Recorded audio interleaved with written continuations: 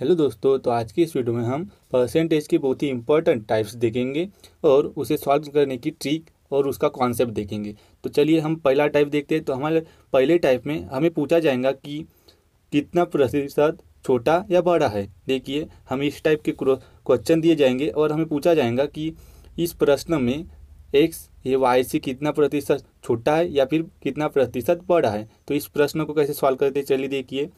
यहाँ पे हमें दिया है x equal to 30, Y equal to 40। तो x यह y से कितना प्रतिशत छोटा है बोल रहा है। तो इस तरह के प्रॉब्लम्स के लिए हमें एक फार्मूला की आवश्यकता है। वो फार्मूला देखिए, प्रतिशत छोटा पूछे या बड़ा पूछे, हमें यही फार्मूला यूज करना है। तो ये हो जाएगा हमारा छोटा। देखिए, इसमें हमें क्या करना है, इसमें हमें पहले अंतर निकालना है।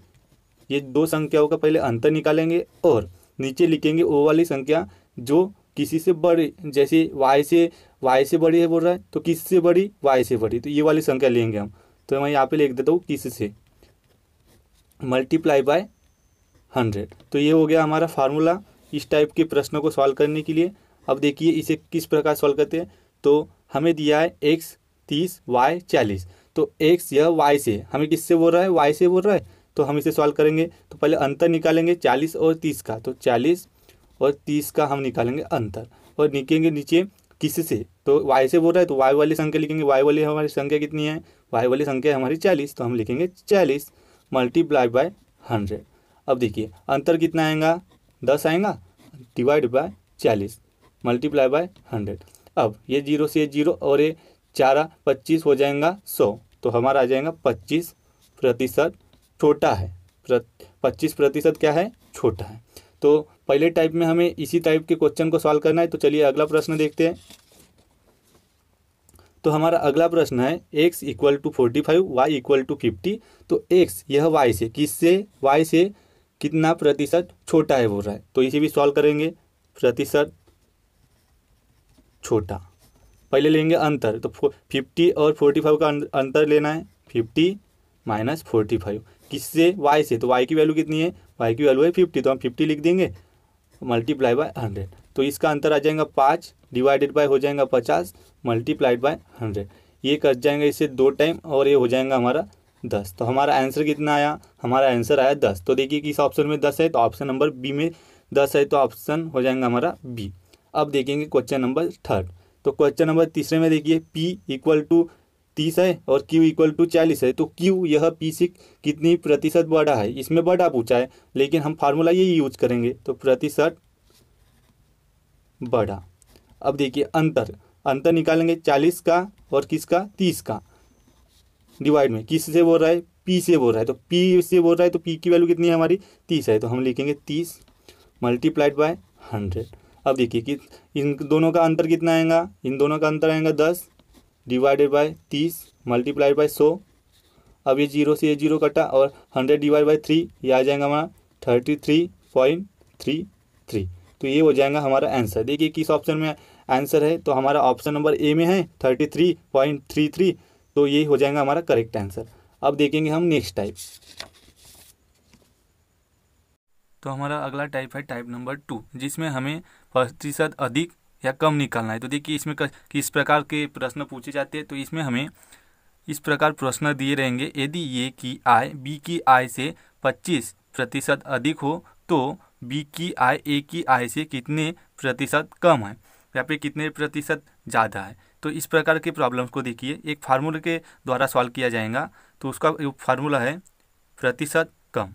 यदि कम पूछा हो तो होगा 100 multiply by x divided by 100 plus x. देखिए कम पूछा है तो प्लस एक्स और ज़्यादा पूछा है या अधिक पूछा है तो उसका फार्मूला किस प्रकार है, उसका फार्मूला है 100 multiply by x upon 100 minus x. अधिक पूछा है तो माइनस एक्स और कम पूछा है तो प्लस एक्स। ये आपको ध्यान में रखने की आवश्यकता है।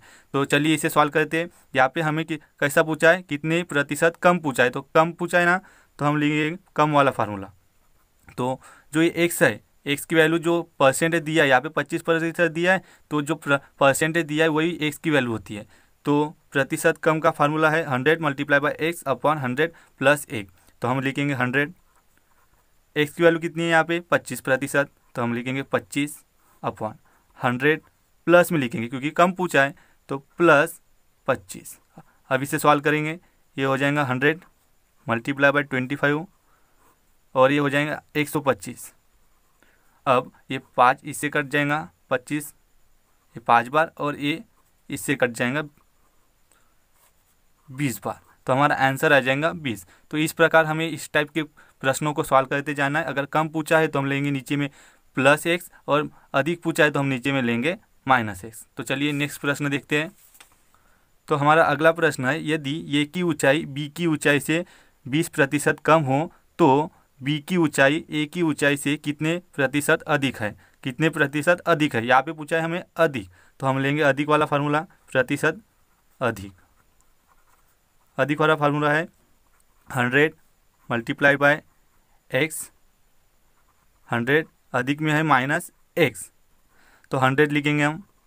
एक्स की वैल्यू कितनी है, जो परसेंटेज दिया रहता है वही एक्स की वैल्यू होती है, तो यहाँ पे एक्स की वैल्यू है 20, तो हम लेंगे 20 डिवाइडेड बाय 100, यहाँ पे लेंगे माइनस 20, तो ये हो जाएगा हमारा 100 मल्टीप्लाई बाय 20 और ये आ जाएगा 80। अब ये 0 से 0 कटेगा और 2 से 4, तो ये कटा 4 टाइम। अब 4 से 100 को डिवाइड करेंगे तो ये आ जाएगा हमारा 25 टाइम।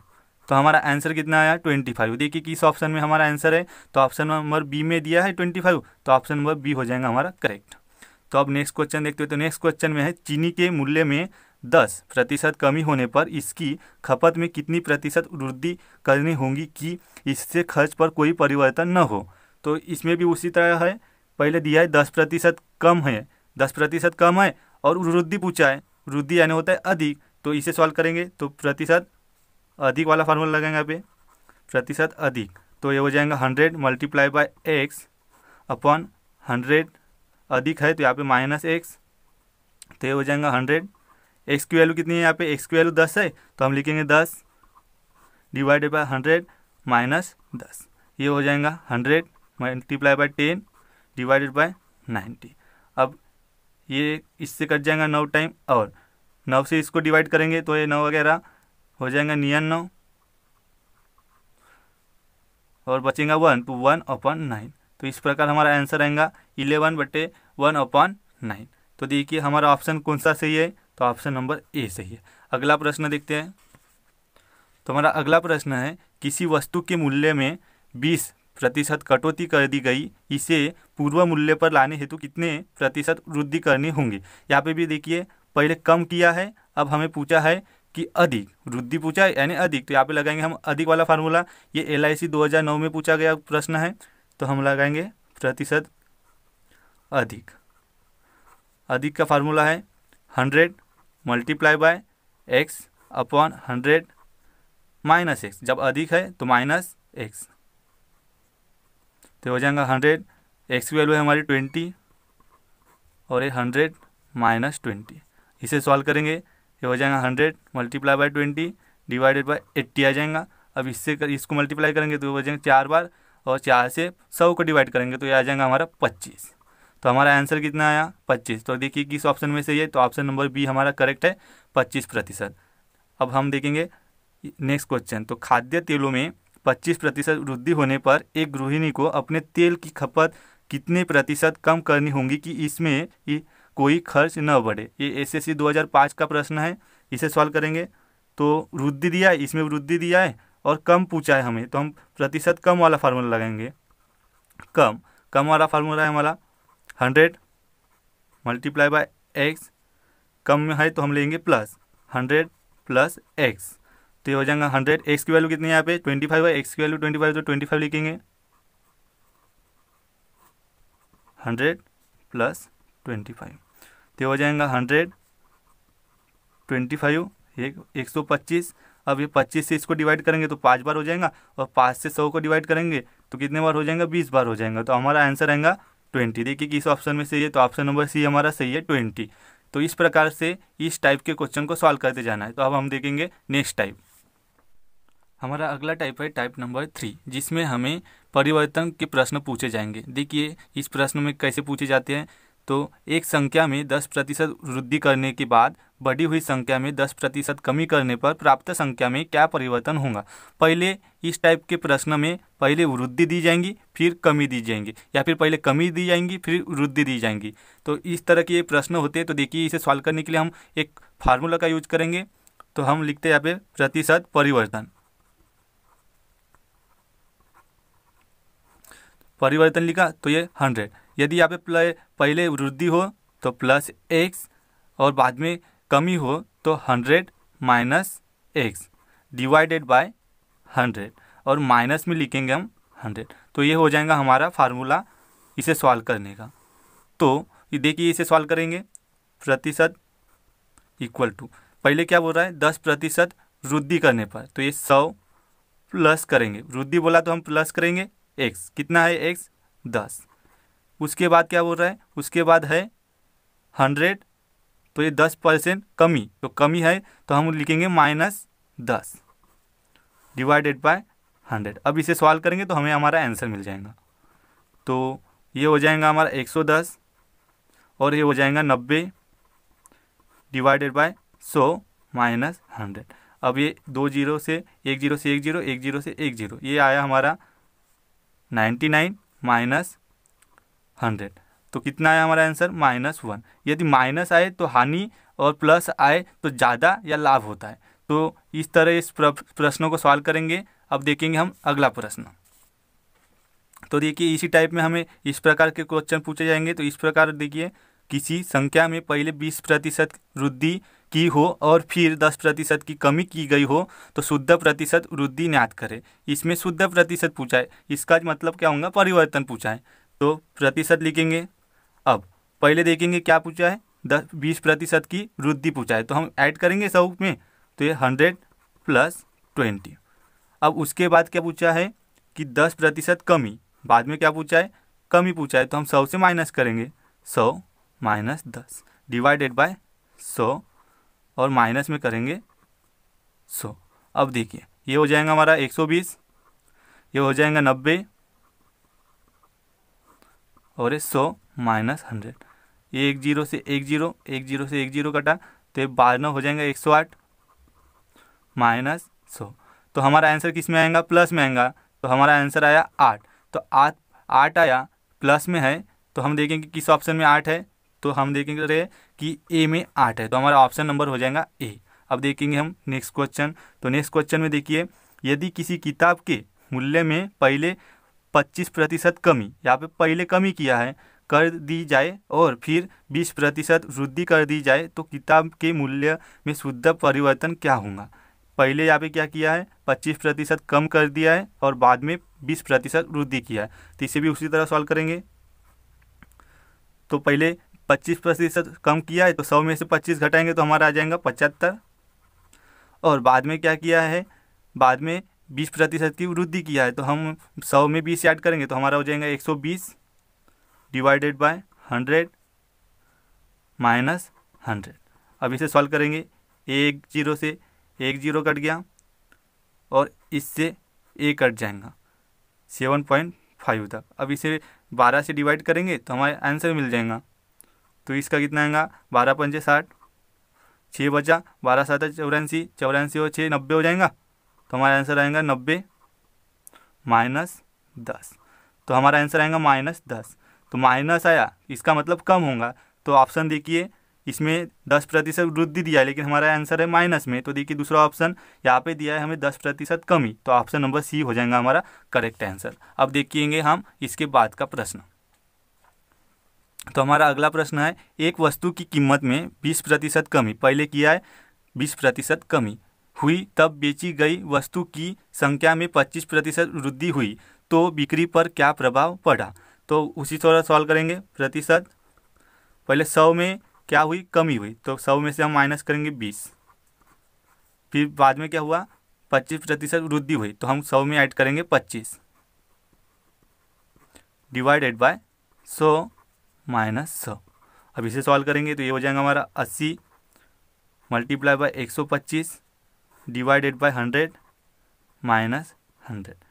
तो देखिए ये इससे कट जाएगा 5 बार, और ये 4 बार, और ये 5 से हम इसको काटेंगे 125 को कितने बार कटेगा, 5 दूने 10, 5 5 25। अब इससे सॉल्व करेंगे तो 25 चौ 100 आ जाएगा, 100 माइनस 100 कितना आएगा 0। इसका मतलब 0 आया तो हमें कोई प्रभाव नहीं होगा। तो ऑप्शन में देखिए क्या है, कोई प्रभाव नहीं, 20% हानि। तो हमारा ऑप्शन हो जाएगा ए, कोई प्रभाव नहीं, क्योंकि हमारा आंसर आया है 0। तो इस तरह के प्रॉब्लम को हमें ए वाले फार्मूले से सॉल्व करना है। अब हम देखेंगे अगला टाइप।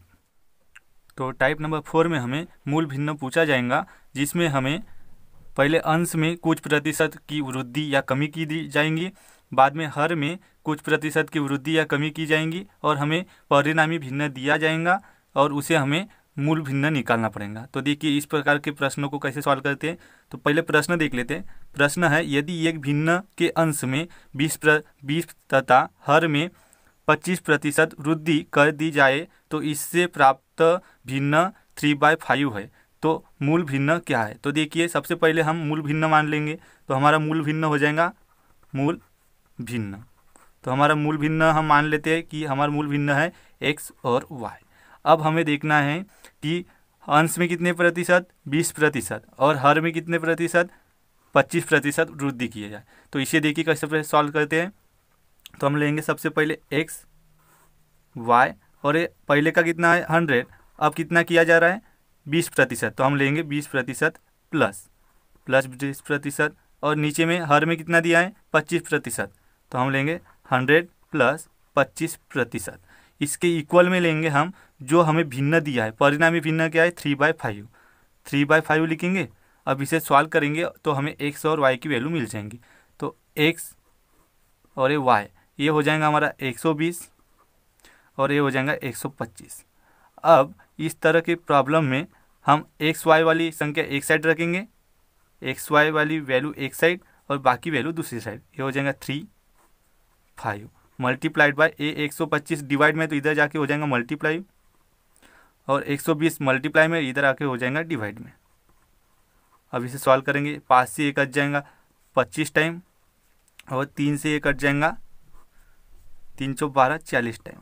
अब इसे सॉल्व करेंगे तो कितना आएगा 5 × 5 25 और ये 5 × 8 40। तो हमारा आंसर आएगा 5/4। तो यही हो जाएगा हमारा मूल भिन्न।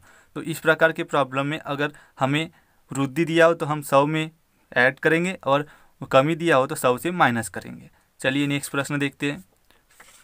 तो हमारा अगला प्रश्न है, एक भिन्न के अंश में 200% वृद्धि करने पर और हर में 400% की वृद्धि करने पर परिणामी भिन्न 1/20 प्राप्त होती है, तो मूल भिन्न क्या है। तो देखिए सबसे पहले वही xy लेंगे। अब देखेंगे अंश में 200% वृद्धि है तो हम 200 को ऐड करेंगे, और हर में कितना दिया है, हर में 400 दिया है तो हम 400 को ऐड करेंगे। ये 100 हो जाएगा प्लस 400, और इक्वल टू परिणामी भिन्न कितना है, ये 1/20। तो इसे सॉल्व करेंगे तो ये हो जाएगा 20 प्लस 121 डिवाइडेड बाय 20। अब इसे सॉल्व करेंगे तो ये एक्स वाई वाली संख्या एक साइड रखेंगे और बाकी संख्या दूसरे साइड। अब देखिए ये हो जाएगा 500, तो 500 को हम दूसरे साइड ले जाएंगे तो ये जाएगा मल्टीप्लाई में, और ये हो जाएगा 300, तो 300 को दूसरे साइड ले जाएंगे तो ये जाएगा डिवाइड में। अब ये 2 0 से 2 0 कट गया।